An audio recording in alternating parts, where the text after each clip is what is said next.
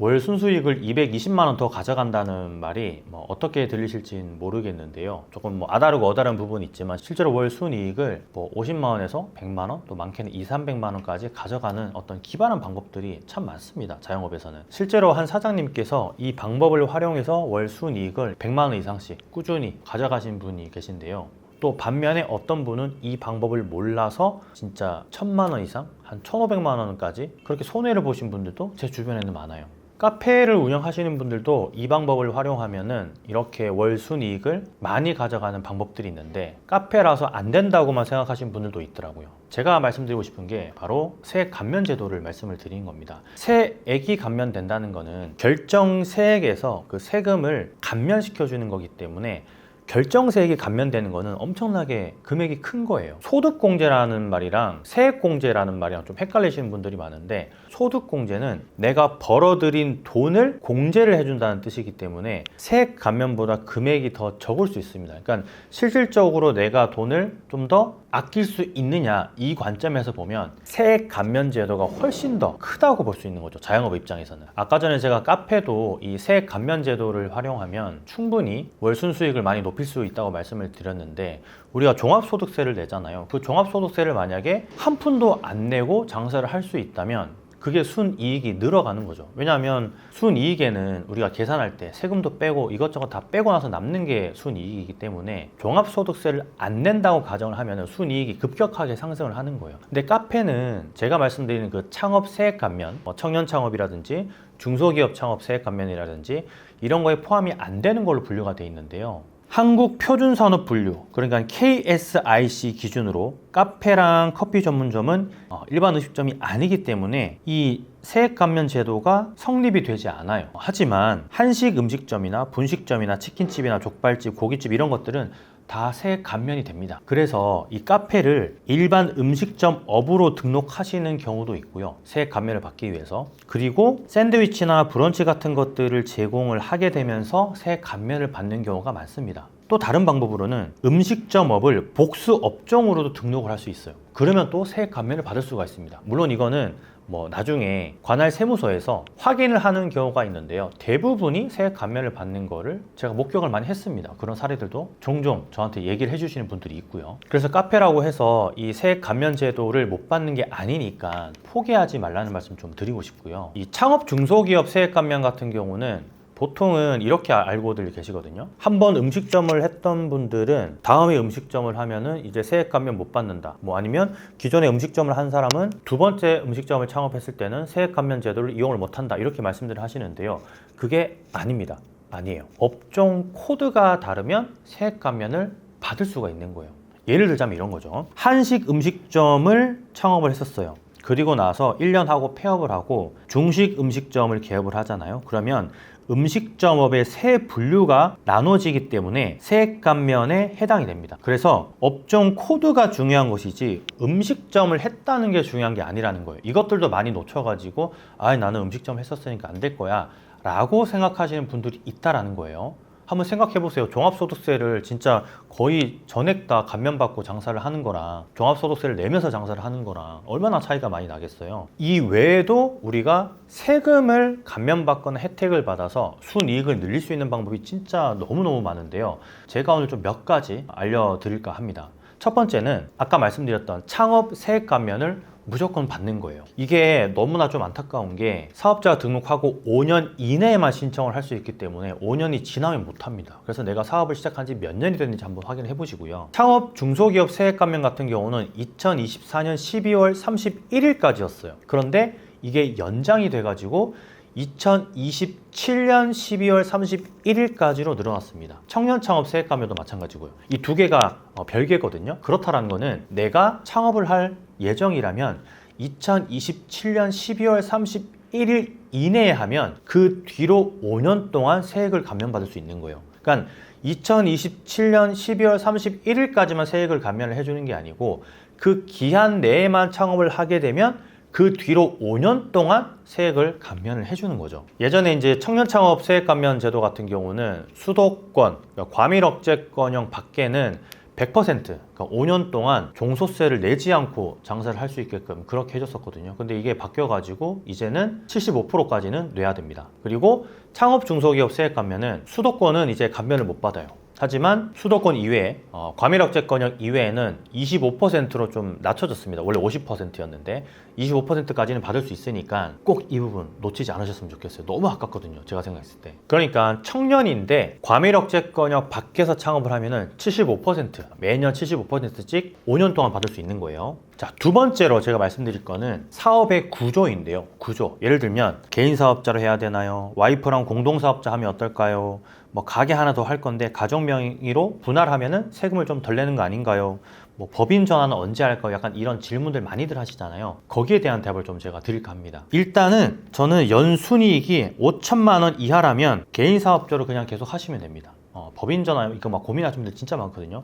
연순이익이 5천만 원에서 8천만 원 사이다 하면은 좀 상황에 따라 다르긴 한데요. 건강보험료를 보고 판단하시면 좋습니다. 이게 건강보험료는 이게 뭐 내가 사업소득이 있다고 해가지고 뭐 똑같이 배분이 되는 게 아니고 내 재산이나 차나 이런 것도 다 포함이 되는 거기 때문에 사람마다 다 다르거든요. 근데 건보료가 꽤 많이 나온다 그러면은 법인 전환을 해야 될 가능성도 있습니다. 그리고 순이익이 진짜 1억 이상이 나온다, 연순이익이, 그러면은 무조건 법인 전환 하셔야 돼요. 어쩔 수 없습니다. 이게 왜 그런가 하면 우리가 개인 사업으로 사업을 하게 되면 종합소득세 낼 때 세율 자체가 이렇게 다 짜져 있습니다. 내가 1년에 1,200만 원 번다 하면은 세율이 6%밖에 안 돼요. 근데 1,200만 원 이상 4,600만 원까지 번다 하면은 15%, 8,800만 원까지 번다 그러면 무려 24%나 내고요. 8,800만 원에서 1억 5천만 원까지는 35%나 냅니다. 그러면 1억을 벌면은 3,500만 원 세금으로 내야 되는 거예요. 근데 여기에 오류가 있어요. 1억을 번다고 해서 3,500만 원을 세금으로 내는 게 아닙니다. 이 세금은 누진세가 적용되거든요. 누진세.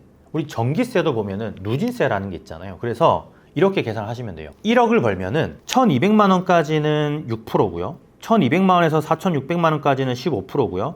4,600만 원에서 8,800만 원까지는 24%고요. 8,800만 원에서 1억까지만 35%예요. 그래서 여기에 누진 공제액이라고 있는데 이 구간은 1,490만 원입니다. 그렇게 해가지고 세액이 3,500만 원까지는 안 나오게 되는 거예요. 이해되시죠? 이게 조금 숫자라서 어려울 수는 있는데 각 금액의 구간마다 세율이 다 따로 계산된다고 보시면 돼요. 근데 그거를 다 따로 계산하려니 너무 힘드니까 누진 공제액을 표시를 해가지고 계산을 하는 거예요. 예를 들면 1억을 벌었으면 35%니까 3,500만 원인데 이 구간의 누진 공제액이 1,490만 원이니까 3,500만 원 빼기 1,490만 원이 되는 거예요. 그러면 기존에는 35%니까 3,500만 원인 줄 알았는데 누진 공제액을 차감을 하면은 2,010만 원이 되는 겁니다. 이해되시죠? 이 내용은 뭐 우리가 사실 뭐 세무사도 아니고 계산할 필요는 없고요.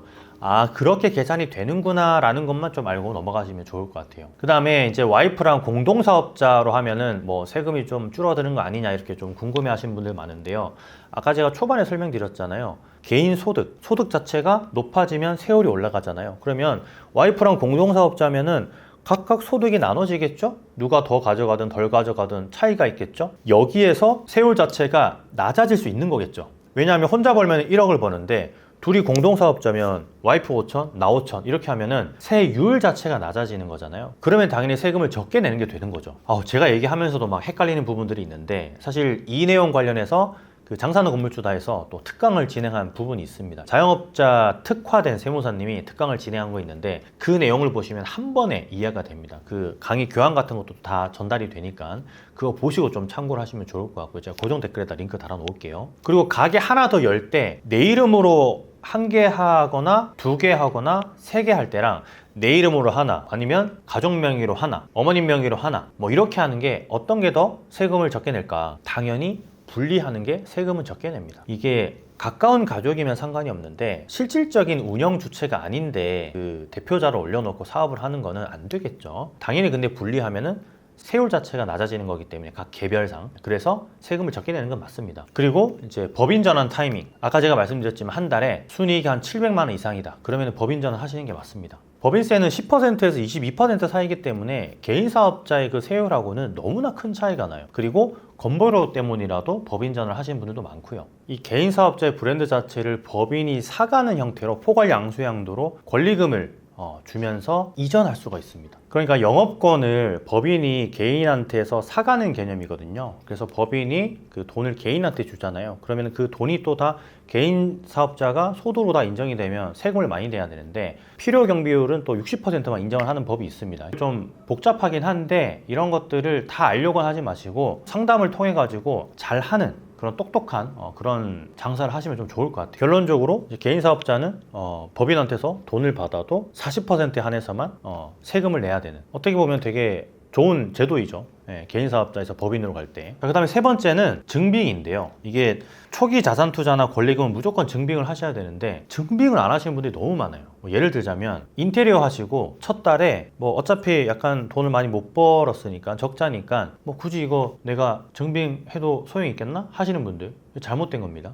그리고 주방 기구를 사는데 현금으로 하시면 10%덜 내도 된다, 아니면 부가세 10% 깎아주겠다 현금으로 하시면, 이렇게 하는 것들 많거든요. 그러면 다 그거 증빙을 못 하는 거예요. 내가 비용으로 처리를 못 합니다. 당장에 그 10만 원 20만 원 아끼기 위해서 우리가 돈을 적게 내는 경우가 있는데요, 이거 안 되는 겁니다. 이거 안 되는 거예요. 오히려 더 손해입니다. 왜 그런가 하면 종합소득세 낼 때 돈을 더 내게 돼 있어요. 내가 만약에 20만 원 아끼려다가 40만 원을 토해내야 되는 그런 경우가 생깁니다. 확실히 무조건 이거는 부가세를 지급하시고 증빙을 하시는 게 맞습니다. 그리고 인테리어도 우리가 인테리어 5천만 원 썼다면은 이거를 균등분할 해가지고 계속 감가를 해나갈 수 있어요. 그러니까 비용 처리를 5년 동안 꾸준히 할 수 있다는 거죠. 이것들도 잘못 생각하시고 사업을 하시는 분들 많은데 절대 그렇게 하시면 안 됩니다. 그럼 순이익을 깎아먹는 거예요, 내가. 왜냐하면 비용 처리를 할 수 있는 건데 비용 처리를 못 하게 되는 거고, 내가 당장에 10만 원, 20만 원 아끼려다가 종합소득세 때 내가 40만 원, 50만 원 더 내게 되는 거니까 반드시 이것들은 지켜주셔야 돼요. 자, 그 다음에 네 번째는 가족들에 대한 인건비입니다.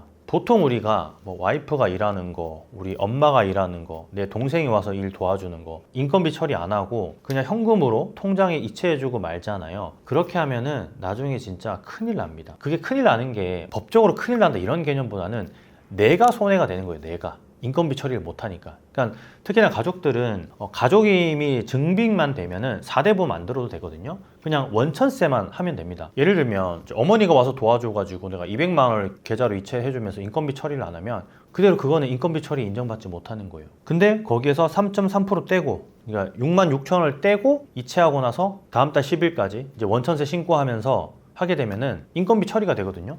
근데 이거를 직접 하는 게 힘들어서 그렇지 세무사를 통해 가지고 기장 맡기는 세무사에 무조건 말씀을 하셔가지고 인건비 처리를 하셔야 됩니다. 그냥 하시는 분들 진짜 많더라고요. 그래서 가족분들도 반드시 원천세 신고로 이제 인건비 처리 꼭 하시면 좋겠다라는 말씀 좀 드리고 싶습니다. 오늘 좀 약간 숫자가 나오고 돈이 나오고 하니까 머리가 좀 아팠는데 저도 좀 얘기하면서 헷갈린 부분들이 있거든요. 그래서 조금 더 저도 공부를 통해 가지고 더 많이 알려드릴 수 있도록 할 테니까 구독 눌러주시고 좋아요도 부탁드리겠습니다. 다음에 또 좋은 영상 만들어가지고 여러분들한테 보내드릴 수 있도록 하겠습니다. 혹시 여러분들도 나는 이런 걸로 좀 세금을 절약하고 있어요 라고 하시는 분들이 있으시면 댓글에다가 달아주시면 그 내용도 참고해가지고 다음에 또 좋은 콘텐츠를 만들어 볼 수 있도록 할게요. 감사합니다. 곰프였습니다. 들어갈게요. 많이 파세요.